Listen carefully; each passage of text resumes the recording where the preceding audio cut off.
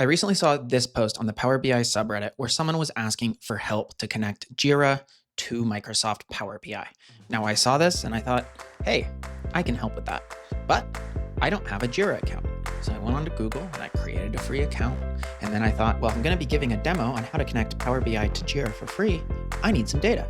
So I fired up Claude and asked it to connect to the API and get generated. And it quickly returned a Python script to generate a bunch of fake data. All I had to do, grab an API key and click run.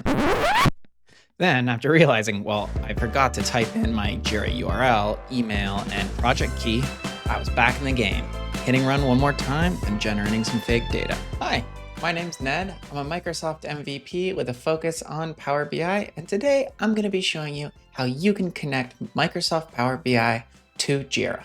But first, if you could do me a favor, if you're interested in business intelligence, go on over, give this video a thumbs up, and subscribe, because I make a lot of videos just like this one.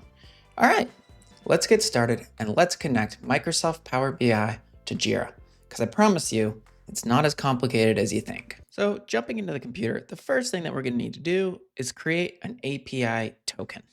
Now, you can get there by going Manage Profile, Security, and API Tokens, and I'll leave this link down below in the video description, and then simply clicking Create API Token.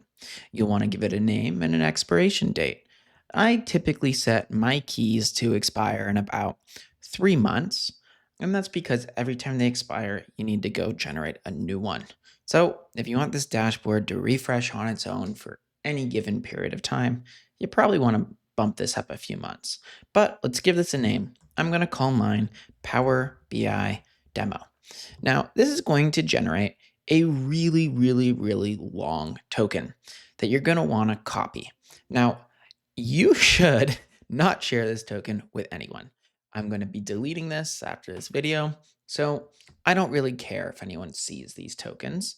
That said, keep them safe. Then we're going to head on over to Microsoft Power BI, and we're going to open up a blank file because we need a new file to load in our data. And we're going to go down here to Get Data, and then we're going to click Blank Query. Now, in the pop-up that comes up, we're then going to click Advanced Editor. Now, what we're going to be writing in here is M code that will submit a custom API request to Jira to get the data that we need. I used AI to help generate some of this code in the video, but if you want what I use and produce by the end of this video, I'll link it down below in the video description. And I'm going to walk you through how it works right now, step by step. Okay, let's get started. The first thing that we need to do is we need to set some variables. This will be our config section. The first thing that it'll need will be our Jira URL. So here's the Jira URL to the free account I just started.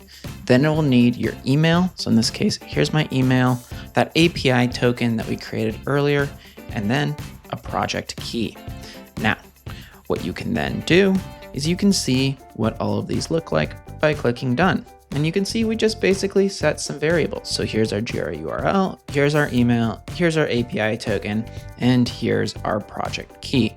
Going back then into the advanced editor, our next thing to do is to build our authentication header. This is what we're going to be using to authenticate into our API. So I'm going to paste this right here, and here is our authentication header. Pretty straightforward. I'm not really going to explain exactly what this is doing, but you can look at it and you can copy it and you can, seek to understand later. All right, moving on, we're then going to paste in our actual API call. Now, this is what is retrieving data. So after this step, we should start getting data out of Jira directly into Microsoft Power BI. So I'm going to copy this source, put it here, and go ahead and hit enter. And as you can see, we're now getting data, but it's not a table, it's a list. So we need to convert it, which means we need to add a few more steps. So I'm going to go back over here to Home, back over to Advanced Editor, and let's add a step to convert this list to a table. So I'm going to paste in a few additional steps to convert it to a table and expand some of the columns that we're interested in. So I'm going to go ahead and paste it right now.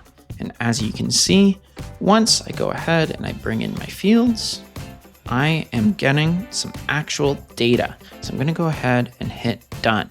And here we are.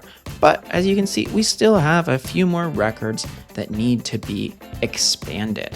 And just for reference, my Jira project is a Kanban board. So I want to get the status and the location of all of these items on the board. So I'm going to go ahead and paste in a few more Power Query steps just to, well, clean our query up and get a nice data set. So I'm going to add one more comma here, hit the enter button, and, well, paste in the remainder of our code. And just like that, we now have all of our data directly out of Jira coming into Power BI. I'll go over here, rename the query to Jira data, and then hit close and apply to load the data into my project. Now, just a quick note about this M code that we use to connect to Jira. One, I am using a custom jQuil script right here. I am limiting it to 100 rows, and I am asking for a very specific list of fields. You might need to adjust this depending on what data you're actually trying to get out of your Jira board. Jumping then back into Microsoft Power BI, let's add a visual and let's upload this to the Power BI service and configure it to refresh on its own. So I'm going to go over here, bring over the board status, bring over the issue type, and bring over the title. And as you can see, I now have all of my Jira data in Microsoft Power BI desktop. Let's go ahead then and let's click the publish button. I'm going to go ahead and hit save, give this a video name when it starts, a video demo, and then I'm going to go ahead and upload this into my own personal Power BI tenant. In this case, the folder dev. So I'm going to go ahead and hit select, and Microsoft Power BI is going to publish it on up into the Power BI service.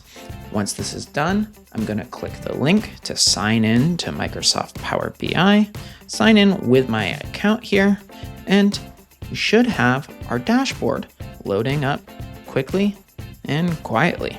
But we need to configure this to refresh on its own.